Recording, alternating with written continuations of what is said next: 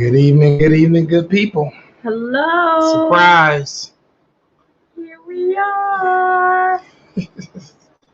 You and your singing. Surprise, surprise, surprise.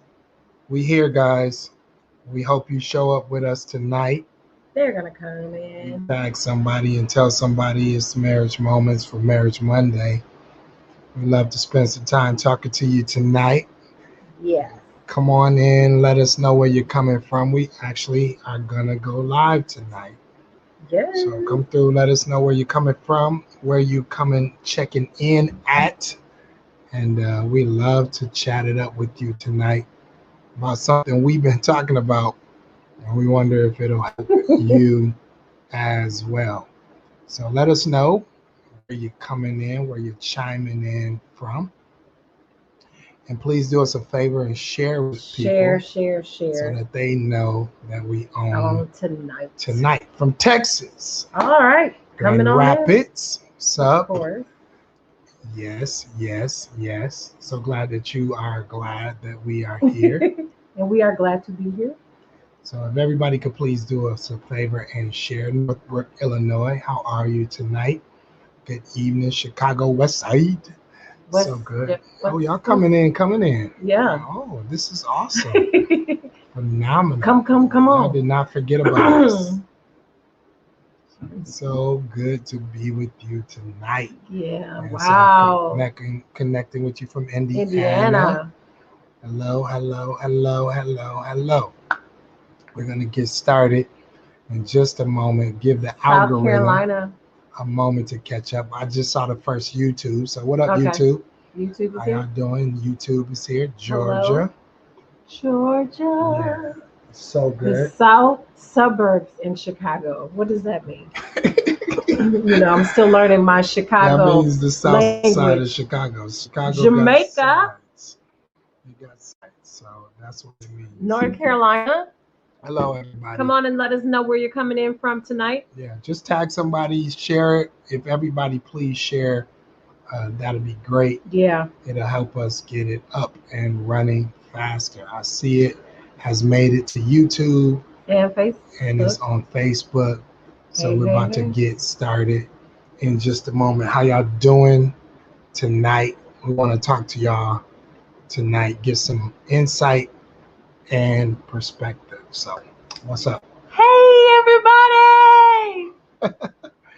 How's it going, everybody? Hope that everybody is doing well. Yeah. Pushing through this pandemic season, healthy, fighting through whatever you got to fight through. Spring is in the air. Spring is in the air, and we hope that your marriages are blossoming. Springish. Blossoming, blooming, feeling good.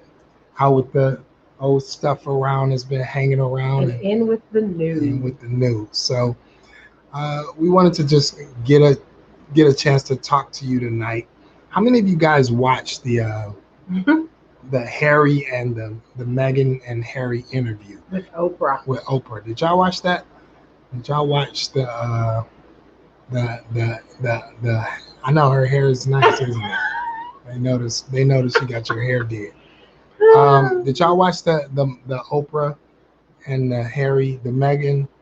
Harry and Meghan's interview with Oprah Winfrey. Thank you. Did y'all watch that? How many of y'all watched that? They say, yeah. Me. I missed it. I watched it. So we watched it. And it was interesting, like you should never form an opinion before you actually get, multiple sides to something. But I had, of course, a lot of thoughts and feelings about it before when I just heard about it, my initial thoughts about the whole situation, I had all kind of feelings. Then when I watched it, I don't know that it changed my perspective. It just helped me have a perspective, right? So tonight, one of the things we're gonna talk about is just, the involvement or the role that in-laws should play in your marriage, right? So that's what we want to discuss tonight. And loving your in-laws, you know, if I could get it that way. In loves. Yeah, loving your In in-laws. loves. Well, I your know. in-laws to be in loves, right? So what did y'all think about it, right? What did y'all think about the interview? Talk This is to us, gonna be chime in. good. What did y'all think about the interview? What do y'all think about the whole situation, right? So the whole situation. Which one are they gonna answer? This, I mean, just jump in. You know our audience; they're gonna talk to us. Oh, So I definitely need mean, to share this. listen. So it's like you got the Harry, who's you know born in the royal family. It's the lineage of who he is. You know, he's not the heir apparent right away. You know, he's just in the bloodline. Right. And then you got Megan, who he marries and falls in love with. She's black. She's a whole nother nationality. She's American. She's not.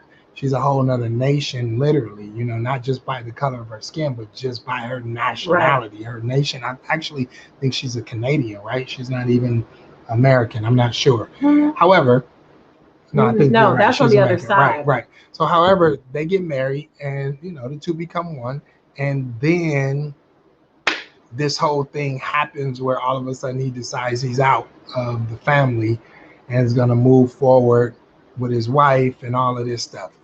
So they going in. I want to know what y'all thought. So some people is saying, you know, he set his wife up. Oh, really? Talk about that. So he set his wife up. I commend him for covering his wife from his family. Interesting. This is a great topic because in-laws is somewhat of an issue for me personally. Yeah, it's an issue for a lot of people. Yeah. Somebody else said, "Oh, he was clueless." This person says people act different behind closed doors. Yeah. People act different behind closed doors. What do y'all think about this interview? Somebody else says it was brave and commendable for him to speak up and choose his wife. Somebody else says, who brings her home and doesn't tell her his family is a trip, right? Or who goes home and marries into a family and don't know about the family. Right. It seems sad to me. Harry has to choose between loving and protecting his wife and staying true to his family traditions. Who is this? Christian? Listen, Christian, this is the tension for me, right? Yeah. I agree with that statement. For me, it sums it up, right? You don't want to be in a marriage where you should feel like you have to choose, right? Marriage should be an extension of your family lineage and legacy, not a division of your family's lineage and legacy, right? Marriage should be an extension. And so, man, him being in a scenario where he has to choose between his family and tradition and also loving and protecting his wife is an unfortunate situation. This is the place, unfortunately, that statement is where I'm gonna stand for a moment, because this is the place where most people, a lot of people, should I say, find themselves in this place. Have you guys ever found yourself in this space where you're feeling pulled between the family you came out of and the family that's coming out of you? Right? Have you ever found tension between the two? I mean, as a father, if I'm honest, as a husband, should I say first, right? So as a husband, I totally understood his choice. Why he did what he did. Choosing his wife and covering her and protecting her and pulling her out of that. As a father with a daughter, it was like heartbreaking. You know what I'm saying? My sons, to think that my sons, and I'm not saying, because we don't know, we're still speculating, we don't know the details of the behind the scenes, but to think about my sons or my daughters having to choose their lineage, their legacy of what centuries or years have been built for them to be established for them, and then get in a situation where they marry a woman or my daughter marries a man that then requires her, in a sense, to have to disconnect from that family dynamic. That's tough for me. What do you want to say? I mean, I get it all. And at first, I was just kind of like, like, how could she do that? Like, how could she pull him away from his family and, the lineage and all that other kind of stuff? And, what kind of, woman does that? And I was very judgmental on the side because all I kept thinking about is legacy. That's all I Right. kept thinking about is legacy and how their children will not be a part of this legacy. And how, as an American, and as a black woman, how I was so excited that, little Sparkle and little Brown was up in the royal family, and I was excited about that. But to watch the interview and to see her inner turmoil and to see almost going back to like the 1950s and, Mhm. white drinking fountain, black, like that whole thing. And then now I just saw through the lens of a black woman, and I just saw Harry as a husband, and just what the scripture says about it. Yeah. I mean, it's like it's so people saying, so look, people are saying, yeah, I had to deal with that indeed, especially when my church family was my institution. I Yeah, mean, we dealt with that in our family dynamic. I yeah, mean, when you're in a space where, what if the church is the thing you come out of, that now when you yeah. get, not come out of to separate, but you But get married, and then now you have and now to, you have to yeah. embrace new spaces. That's very interesting. That's a Somebody great, else yeah. that somebody else says, but in respect, In in retrospect, retrospect, many have chosen his. He may have chosen. chosen his wife because he knows the history of his family. Exactly. Somebody else is That's saying true. he did what he was supposed to do. If the family dynamic becomes toxic, you have to protect your marriage and your kids and your future. Exactly. Very, very interesting. And it was judgmental too. Yes, Lady E, exactly. I hurt for a bit now. Yeah. Yeah. So it's like, when you think about this, when you consider, I mean, I guess the ultimate goal is that you do not have to disconnect from your in-laws to establish your family. Yeah. You know what I'm saying? Like, it's supposed to be an extension. And I just don't know why so many family dynamics have so much tension between the transition between one generation to the next generation, one family dynamic to the next family dynamic. And man, we just watched it play out huge on a big, big scale. What you look like you wanted to say something? Go ahead. And so I think it impacted. So to build from that space, as a husband, I understand it. As a father, I hated it. The question is, how do you manage the tension between the transition, right? How do you manage the tension between the transition? Because a lot of people have not managed the tension between the transition, and some of them are not managing it well at all. And it's creating tension in the marriage. And we always think about, like, when the marriage dynamic, when there's tension in the marriage, and it's not because of the people that's in the marriage, it's because of people outside of the marriage, that's always ultimately problematic. And so we wanted to just jump in tonight and just provide some perspective to families of how you can be in love with your in-laws. That's a better topic, since my wife phrased it that way, right? How to be in love with your in-laws. And this isn't that everybody has tension or drama with their in-laws. It's just so that we can keep it straight. All right. So let's jump in right off the top. We only got 4 points. And if y'all chat back, we'll chat back, and then we'll give it to you. So first, we always try to begin, because we're people of faith, kingdom citizens. We always try to begin with the biblical foundation from that perspective. So the biblical foundation is Genesis 2:24. And Genesis 2:24 simply states it clear. Therefore, a man shall leave his father and his mother and hold fast to his wife, and the two shall become one flesh. So it's leave and cleave. So the first thing the Bible tells us, everybody write down Genesis 2:24 so you can get it later, right? So 2:24. So write it down. And then the first statement is leave and cleave, right? Leave and cleave, leave and cleave, right? So leave and cleave is the first responsibility when you get married. And that sounds all cool when you get married until you actually have get to in do a it. situation where you might actually have to leave and cleave. And family dynamics and family tension can create space where you got to leave and cleave. And maybe you leave and cleave, but not have to leave, but you got to leave and cleave by choosing your spouse, your future family over the family dynamic that you have right now. Yeah. And I think that that tension is real. And I think even if it's not like to a major magnitude, there is still a point in every person's marriage that they have to make a decision to leave and cleave to their spouse. And I think that it's a test that is just bound to come. That's right. I just think that it's bound to come. It's bound to be tested. Are you convinced by your conviction? Are you convinced by the vows that you made? Do you truly understand the word of God?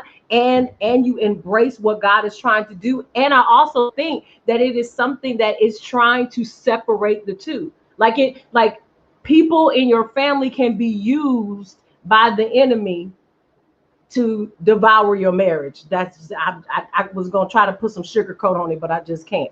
But I just believe that there are some people things show up, you know, in your marriage, and that you have to choose once again to leave and cleave. And it's like, it's so important. I mean, to be fair, husbands, you really have to provide a secure and a safe space for your spouse if there's going to be a leave and cleave. Exactly. Right? I'm sorry. Go ahead. I'm just saying, because the Bible is telling the man. We're gonna get into that a little bit. But the Bible is telling the man this. And so the man has to give his wife a foundation, an assurance, a place where security, where she can feel secure to leave and cleave. Because I'm leaving them to come to what? What am I leaving? When a woman gets married, she loses her last name. She has to change everything that she was before, everything legal. The man remains the same in regards to. No, he doesn't. I told you, stop saying that. No. But I'm talking about in regards to something legal, on paper. So she's leaving all that she knows, in a sense, and she's coming to embrace all that you are. That's right. And so, for her to leave and cleave, she's got to be able to cleave to something. Right. And the risk that Harry is showing by what he's willing to walk away from his wife, she has to provide something. Like, I mean, man, it's devastating, because you should not have to choose. Yeah. You should not have cleaving to your spouse should not necessarily mean that you have to choose to separate from your family. I should be able to cleave to you and not separate, not have to choose between my family. I should be able to prioritize you without having to ostracize my family. Exactly. You know what I'm saying? And the tension between what he's willing to separate for her security and her safety, her mental health, her clarity is amazing. And your marriage, our marriage, has gone through that. Your marriage will come to a space and a time, maybe your marriage has already come through a space and time where you've had to make a decision to choose your marriage, to choose your spouse over choosing your old family dynamic, what they wanted, or something that was involved. And when you come to that place, you're gonna have to make a decision if you choose your marriage or you choose the children that was had before the marriage, the people you had the children with, your parents, your grandparents, your friends, right? It's not always the legacy. Right. Sometimes it's just the other people that's involved in your marriage marriage that are creating tension. And when people start talking about the problems and the issues that's in their marriage, and then they start talking about the other people outside the marriage that's causing the problem and the tension, then you know that there has to be a line that is drawn there so that you can try to find some healing and some unity, or perhaps it's just a space for a time. So as a husband, I respect what he did, and I get it. As a father, it's heartbreaking to think that your child could marry someone that will require them to separate from you or your family dynamic because it's not healthy for them to be connected to your family. Ooh, Jesus. It's not healthy for them to be connected to your family. Yeah. And when that's the tension, that's a tension that we've experienced, you know what I'm saying? And it's like somebody got to have a voice to tell you what to do, because it can create you know, some space. You know, we went through that. We went through a couple of series of that. One series of that we went through, though, I mean, I just honor and respect Erica's grandmother, because her statement to her was so clear about where the priority was and how she should move forward in her marriage, and as relate to me. And it was at a space and time where, to be honest and transparent, I wasn't sure, because we hadn't had more time together than on the other side. Than on our other side of her marriage. And I wasn't sure that in this tense space that she would choose our marriage over choosing what she had come out of. And I didn't know how that would pan out. And I think, and you know, and in light of that, that's what I feel about Harry. Like, I feel like there was something inside of Harry that was like, this ain't, before she even came in the picture. Because to make that kind of decision, it's what he was always doing. Right. It was what he was always doing. So it was like, she made it, I won't say she made it easier, but I think it was like a revelation of, this makes sense to do. And I think, you know, for me, understanding what marriage was before I got married, and, you know, listening to my grandmother or whatever in regards to marriage, and you know, those that are, you know, our in-loves, that I always understood that I had to choose my marriage. If I would not have chosen a person that I could not cleave to, that I felt like he wasn't, if I felt like my husband was not honorable or dishonest or any of those flawed characteristics, I would have never been able to marry him, because I always knew that there is a place in my marriage that I would have to wholeheartedly choose him. And I had to know that before I said yes, before I put the ring on my finger. I had to know that if I married Jermone T. Glenn, no matter what we went through, no matter what happened in our world, he would make it right. And that's what I knew in my heart. So even though this was a moment in time where there was an impasse and I had to make a decision, my decision was easy, because I had already made that decision before I said yes to him. Yeah.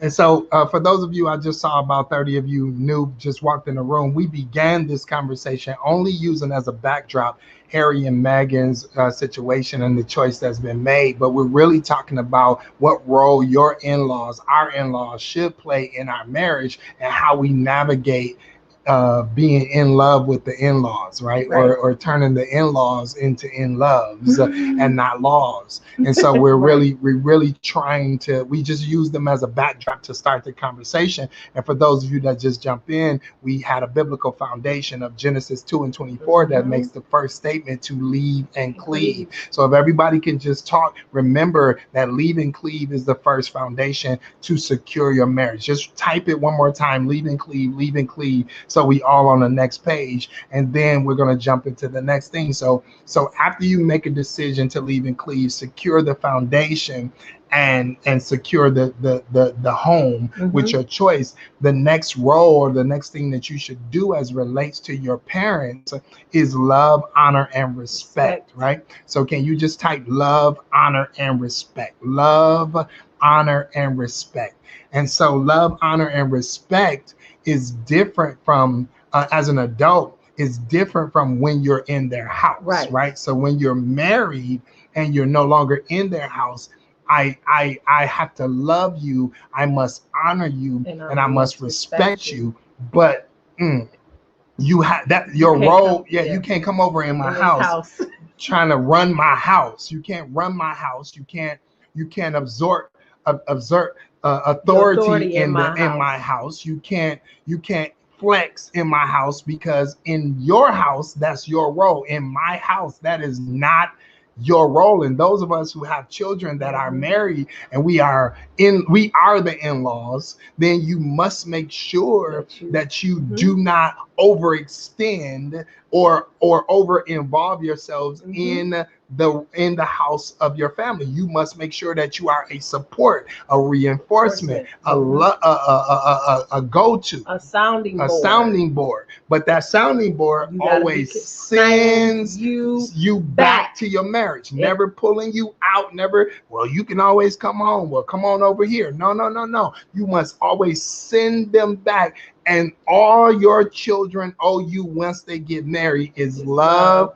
honor, and respect. And that's according to Exodus 20:12 that says, honor your mother and your father, and it will be well. And honoring is putting you in a place of having distinctive difference. You don't get to run my house. Your influence has to have a line, because you get these years to raise your family, to raise your children. Right. And then once you send them out, once they get married, your role or responsibility is to be reinforcing the ideas that you already imparted into their life, like providing strength and structure and love. They owe you love, honor, and respect. Not always chilling over their house, showing up whenever you are, walking in, doing your thing. No. I mean, and I'm thankful for our parents who, although they're always welcome in any way, in any capacity, they create their own boundaries in our marriage, so much so to it was funny.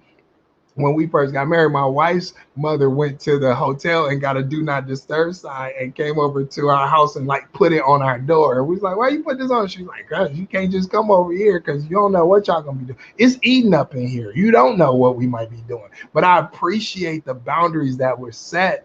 But love, honor, and respect is what you owe your in-laws, not over involvement in any space. And I think, I mean, I won't say as an in-law, but even because I know a lot of people try to figure out, like if I am an adult and I have adult children, like how does that look like? This is my quote unquote, this is my little baby, and I can't see them past my little baby. But basically, as you said, what you have placed inside of them, what you have learned that you should have done differently, giving them wisdom beyond, giving them wisdom based upon your experience and what you have learned about things. One of the things that I appreciate about my mom is she will just say, you know what, I didn't do that right. My mother straight up, I didn't do that right. I didn't handle that right. You should probably handle it this way, or you should talk to this person. Because to me, that's wisdom. That's wisdom as an adult with adult children. And I remember my grandmother when I thought about marriage, my grandmother she just talked, and what she talked made me understand. She said, I had a conversation, me and your grandfather had a little argument or whatever, and I ran to my mother's house.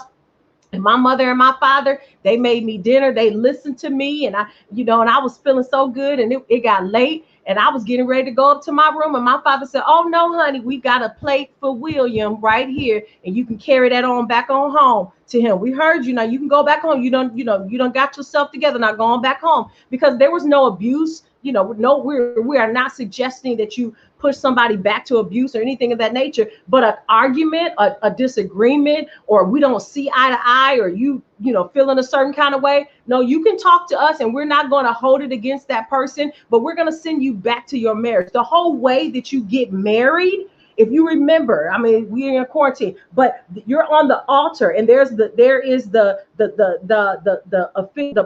preacher, and then the husband and the wife are standing there, and then everybody else goes down. And the reason why, and they face you, and the audience is facing you. Why? Because everyone in that sanctuary, everyone there should be pushing you back to your marriage. They are vowing that from this day forward, we are not going to split you apart. We're going to push you back to your marriage. We're going to pray for you to be in your marriage. And if you don't have people like that in your life, those people who are engaged or thinking about getting a relationship, if these people are not going to push you back to your marriage, they should not be there at the beginning of your marriage, because there will come a time that you will need to be pushed back to your marriage, because whatever it is that you might be going through or enduring, it's nothing. It's light. You just needed a minute, but you need somebody that's not going to pull you away, but that's going to push you back to your marriage. And in-laws, your child, you done raised your child.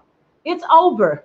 You're done. Don't look for an opportunity when they come at a weak moment for you. Oh, I can have my baby back. No, you need to check yourself about that. That's not good. That's not healthy. You push them back to their marriage. Right. That was good. And so what you owe your in-laws in that space is love, honor, and respect, right? So first leave and cleave, then love, honor, and respect. The next thing is listen to their advice, right? They're a sounding board for wise counsel in the areas that they have wise counsel. If they don't have wise counsel in that area, you listen to advice, but advice is something that you get a perspective, and then you bring that perspective back to your spouse, and then the two of you all make a decision. Her mom, my mom don't make a decision for my house. Her father, my father don't make a decision for my house. I must make a decision for my house in respect, love, honor, and respect for my parents, her parents, my grandparents, her grandparents, my spiritual parents, her spiritual parents, advice. But it is advice. In the multitude of counsel, there is safety. It is advice, not a decision. No one should be able to come into your home, your family dynamic, and make a decision for your family. It's between the two of you. And so you go to them for perspective. You go to them for advice, but you make sure that that advice comes into an area of counsel where then you two can communicate what it is, because marriage should extend the family legacy, not destroy it. You hear what I'm saying? Is this making sense to you all? Are y'all good with this? All right. So you got the first one is we lead and cleave, right? The second one is you love, honor, and respect. The third one is listen to their advice. But who makes the decision? You all make the decision. They don't make the decision, right? You all make the decision. And then the last thing is learn to create boundaries, healthy boundaries. Is this good for you? Learn to create boundaries. Are y'all typing it? Learn to create boundaries. So next, I want to create boundaries. What does safety boundaries look like? What does healthy boundaries look like for your marriage, right? What involvement does your in-laws have? How do you interact with them? What's allowed? What's a healthy boundary for? Learn to create boundaries. Don't just write create boundaries. Learn to create boundaries. It's a reason why I put learn in front of it, right? So learn to create boundaries. What is learning to create healthy boundaries? You got all this kind of stuff like, what does learning to create healthy boundaries look like for birthdays? What is learning to create boundaries? Because all my life, all your life, on your birthday, you my child. This is what I did, and we do this, and this is what we do. And now you married, and your spouse like, no, this is how I want to celebrate your birthday. What does that look like? What does learning to create boundaries look like for holidays, right? What does it look like for Thanksgiving? You know, who house you going over? Who's coming over your house? Who's cooking, right? How does it look like for Resurrection Sunday, right? What does it look like for Christmas, for all of these traditions? How do you manage? How do you manage the traditions that you grew out of and the ones you want to create? So good. Y'all quiet tonight. They listening. Ain't nobody moved, but ain't nobody saying nothing. They listening. And I'm just thinking about, when you think about it, like, these are conversations that you need to have so that you learn to create boundaries. Learn to create boundaries. When can your phone stop ringing? When can people just show up at your house without calling, right? Right. When is it allowed?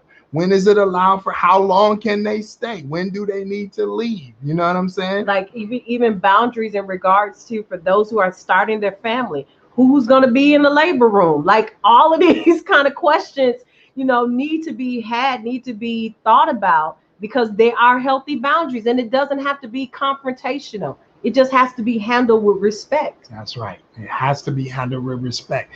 Love, honor, and Hmm. respect is the foundation. And so when you consider this, this is how you can find yourself in love with your in-laws. Now remember that as an adult, it is the responsibility of the children to reach out to the parents, because the Right. parents will usually not want to feel like they are Intrusive, yeah. intrusive in the relationship. So what they're going to do is they're going to bag out. So as a while you're creating boundaries, you have to learn how to invite and involve your in-laws Yeah. so that they don't feel it's intrusive, Yeah. right? So I want to invite you, I want to involve you, I want to help you, I want to make sure my kids are around you, make sure they call you, make sure they know you, make sure they talk to you.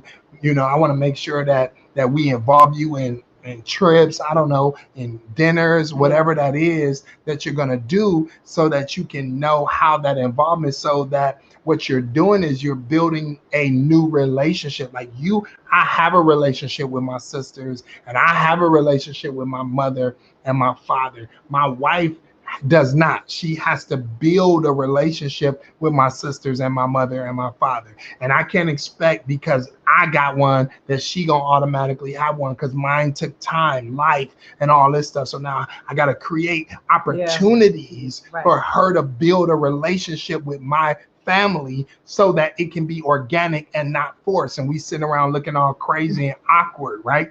And she has a relationship with her family that I don't have, so we have to create opportunities so that I can build an authentic, organic relationship with her family. That comes with talking, spending time, and understanding. And you can't just expect For automatically it to for happen. your Yeah. family to now build this. Now, in this same dynamic, when children are involved, you have to also Hmm. understand that these dynamics need to be navigated and invite and involve, so it's not intrusive, keeps and protects how your family dynamic will be. So hopefully you don't have to choose between the family you came out of and the family that's coming out of you. Yeah. So good. Hope that So y'all got good. something Oh out of that yeah. tonight. Hmm. Any questions? Any questions?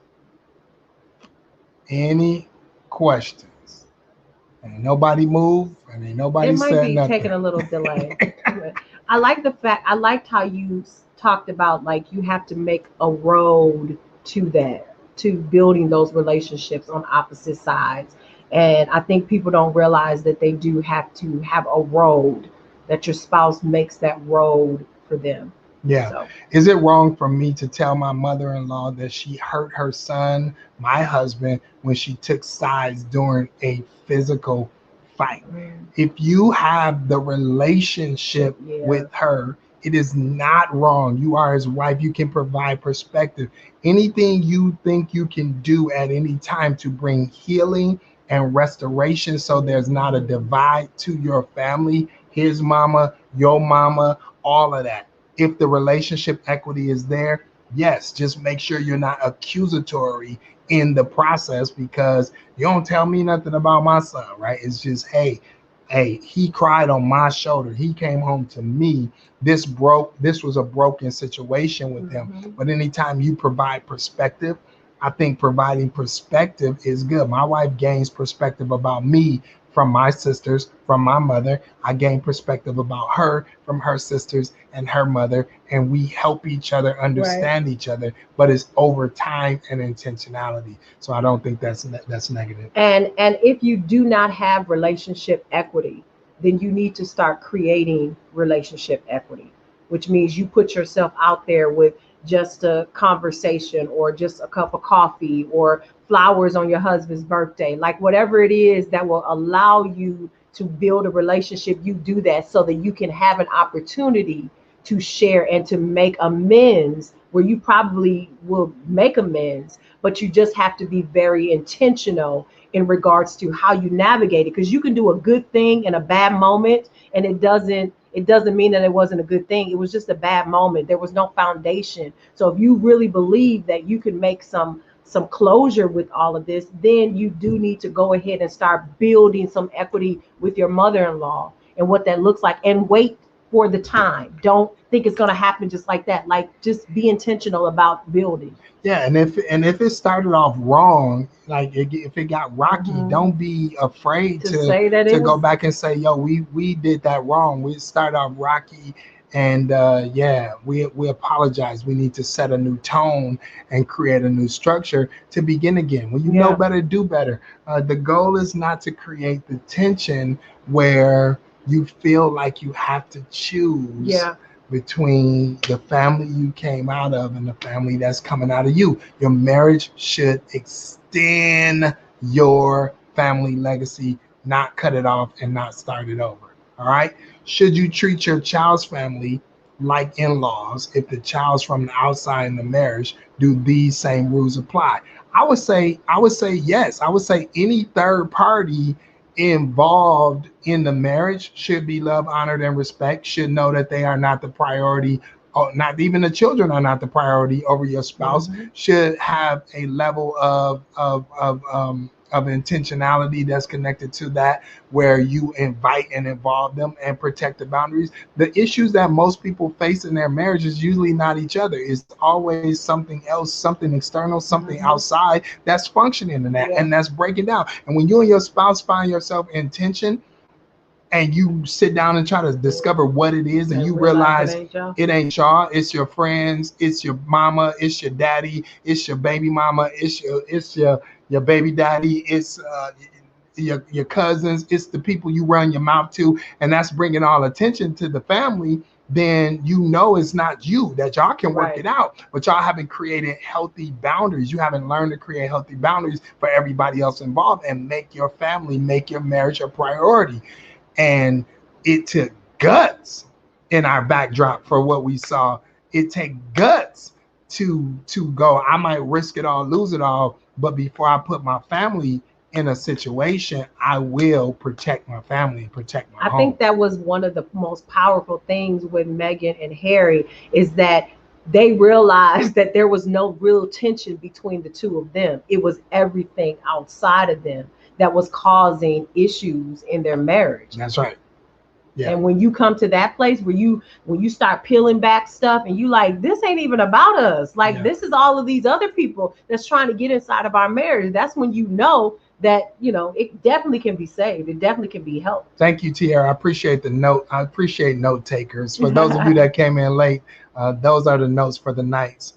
We got another question coming up, and then we're gonna let y'all go about y'all evening. All right. Somebody said, "How do you deal with family when they are disrespectful and don't want to get to know your spouse?" Do these four things. Like Uh-huh. it's unfortunate.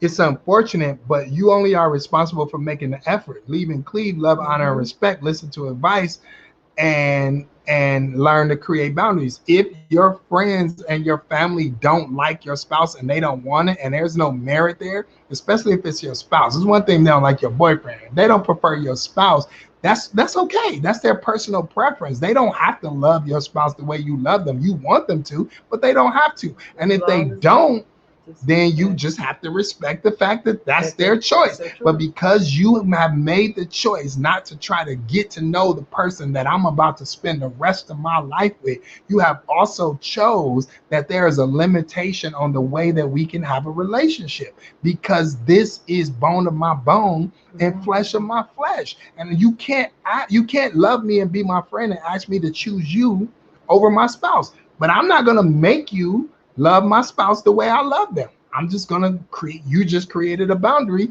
and a line that has become your choice. Yep. And so, whatever history we've had, I will always cherish it, and I will always remember. But we won't be making new memories, because the new memories that I make will Is with this include this the person. person that I'm married to. And you can't, you know, that's just what it is.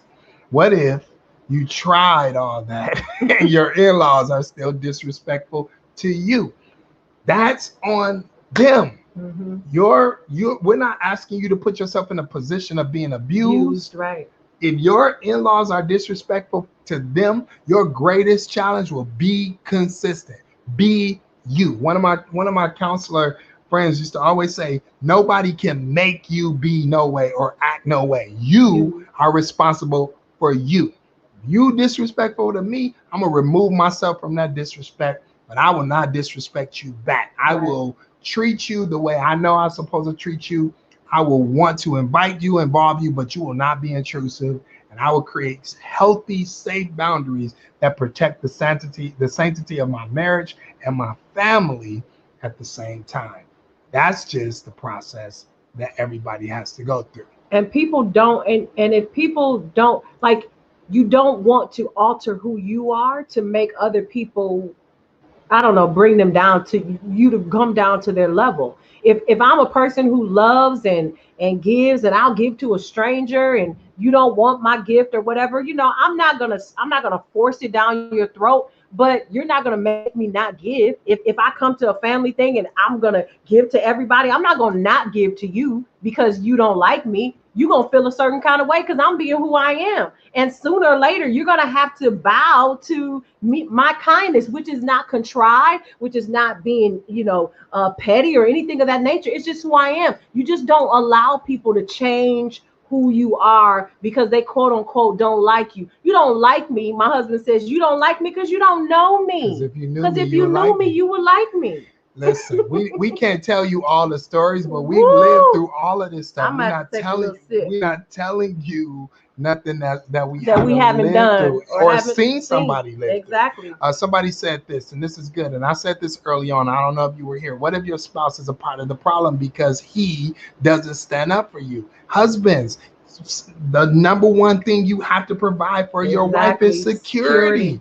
You have to Come on, stand up. step in there, You sir. have to have security. You have to create a sense of security. If you're asking her to leave her family and cleave to you and make you the priority, you have to protect her. You have to defend her, even if it's against you, even if it's with your mama, even if it's with your sisters, even if it's with your daddy. You must provide a sense of security for your spouse. It is the thing that makes her love you the most. It's the thing that one of the things she wants the most from you. That's how she feels love. She feels love through security, through the fact she can do most of the stuff y'all do by herself. The thing that she can't do by herself is feel secure. Exactly. You know what I'm saying? She can feel secure within herself, but if in a marriage, the worst thing to be married to somebody that you don't feel secure with and that you feel like has chosen anybody, baby mama, daddy, friends, children, over, even if you brought children to your marriage, that's a whole nother thing. We're having a blended family conversation coming up this summer, so listen out for it. But even if you brought children into your marriage, your children that you brought into your marriage are not to be prioritized over your marriage. Right? Once you get married, that marriage now becomes a banner that covers and protects all the children. And so it's like, interesting enough, to the backdrop that we keep talking about Harry and Meghan, he's like, listen, our children are born in this, but if that is what gonna, like, I have to choose this marriage and then let what happens to the child happen to the child, right? And the goal is not to have to choose the family you came out of and the family that's coming out of you. You want to extend the legacy. All right. Does this make sense? What you say, Cam? You don't let your mama, her mama, or the baby mama come between y'all. Exactly. Nobody's mama is coming between nobody, right? So that's what it is, right? One more question. I'm so glad that you said that, Pastor Glenn, because that's why my marriage has been lacking security. You got it. Husbands provide that safety and security. It's just real. You just have to do it. And ways, husbands, that you don't do it is by, I'm leaving, I'm out, I'm divorced, I don't want this man. Like, all of that stuff, make a wife add an extra stash of money. Always have a backup and a back out plan. want to leave and go to her like, yo, we in this. When I ain't going nowhere, Having you ain't going nowhere. Inboxing old boyfriends. Yeah, we about to you don't need nothing. I'm not creating a dynamic where you need anything outside of this to sustain this. This is what you need. This is what you need, and everything else is supplemental, extra, and helpful to whatever you're trying to build. But this is where the security comes from, and that's just what it is. All right, don't start rubbing on me. All right, so I just want y'all to understand that these healthy boundaries are necessary so that your family dynamic can extend legacy, so it can build. Every person that gets married out of the mother family adds to the family. Keep building.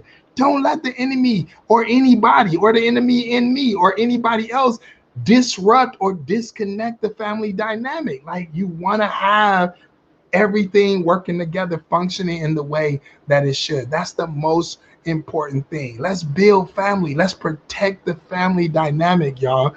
And let's not let anything tear it down, diminish it, or destroy it. We about to do the marriage confession, okay? If this bless y'all tonight and y'all want to be a blessing to us, you can do it. You can sow at PayPal, or you can sow at Cash App. We appreciate all the seeds. We appreciate all the love we get from inboxes and people reaching out and telling us how y'all miss us and how y'all appreciate, the nuggets, and how you went back and tried to watch them and they was gone, and then you found a few. We told you that they was going to be gone, but really, for sowing where you grow and for making sure that the thing we exchange to you encourage back to us by letting us know that we're giving nuggets that are helpful and that we're on time. I mean, we give you notes because we pray about it, we think about it, and we only jump on when it's important to jump on to have something to say, and we always got something to say in this area, but we want to make sure that we impart in your marriage. That we understand. No, I'm good. I mean, I'm grateful for everybody that is here on Marriage Monday. Yeah. But make sure that if this is like I meant to show you today, someone sent us a card, and it was probably a seasoned person, and they were like, your marriage, I just want to encourage you. This is a seed going into your marriage, and it wasn't about the amount. Gave you a card and with some money in it. You meant to tell me. Go ahead. But I thought that it just blessed me, because I was like, man, and not that we don't think that we're not adding value or whatever, but it's just good when people sow into it. It just lets you know, that you really are doing what God has called you to do, and that people sow into that. But then also, we always say that you can't pull principles from a place that you don't sow. Right. You can't expect corn if you didn't put nothing in there, if you didn't put a seed of corn in there. Exactly. So for for the principles that are being given, it's not something that we just, let me just do this. We really pray and ask God, what is it that you want to convey through us as your vessels to the people? That is an on-time word. That is a rhema word. So, definitely we appreciate it. We appreciate you sowing. We appreciate you being here, but thanks if it blesses you, us. Go ahead and show us. So where you grow. Yeah. And congratulations again to my wife, Pastor Erica. She's always functioning as a pastor, and in Michigan served in that capacity, but really the affirmation of that purpose yesterday at New Life, Pastor Hannah and Pastor Choco and myself were able to lay hands on her and affirm the calling of God on her life, along with 11 other pastors. Yeah, so just happy pastoral day to you, honey. Really. Thank you. I'm very proud of you, and like I always tell you, I love you and I honor you and respect you and the grace of God that's on your life. Not just you weren't affirmed yesterday a pastor just because you're my wife.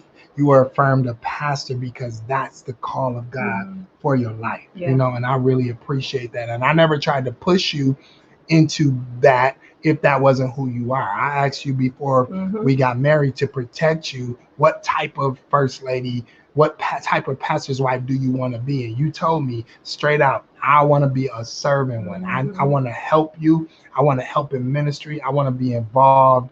And since we got married, You've always been a part of contributing to ministry. Your advice is needed. Your perspective is insightful. Your wisdom is on point.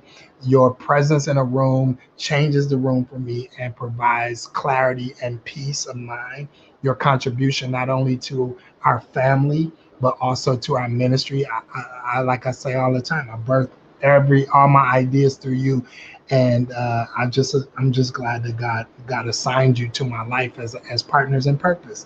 And it wasn't just because you're married to me; it's because in your own oil and in your own strength, you walk in that authority and that.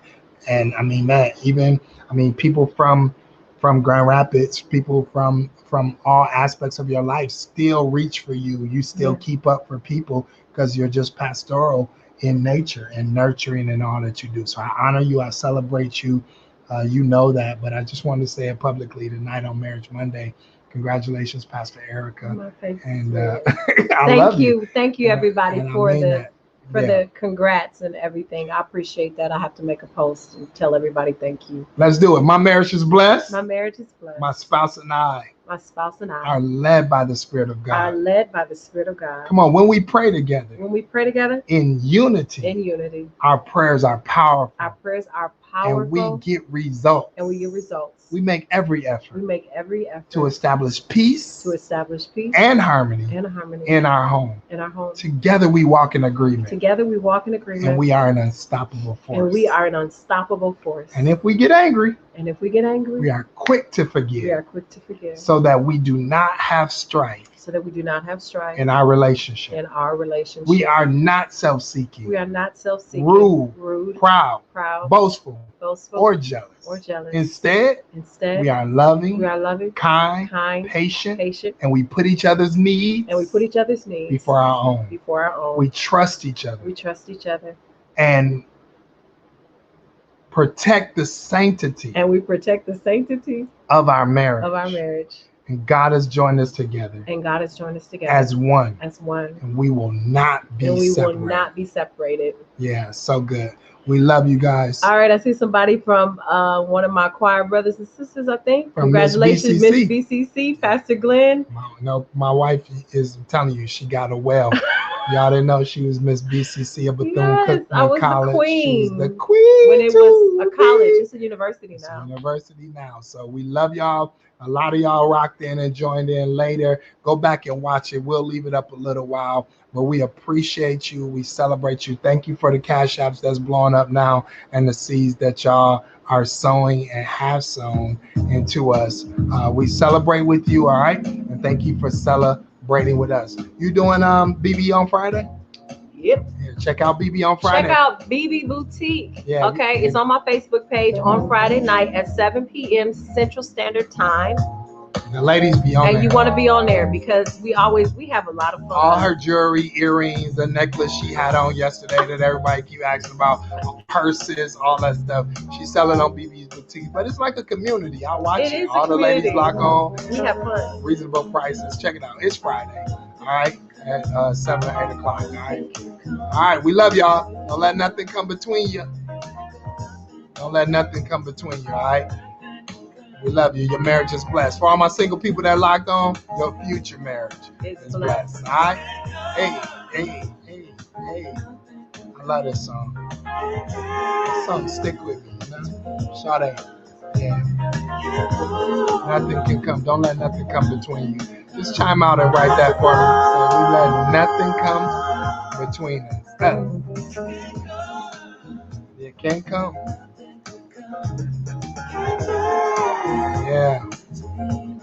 So good.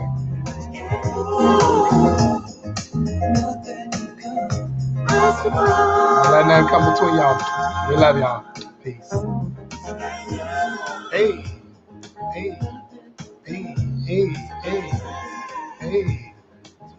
Don't let nothing come between you. That was good.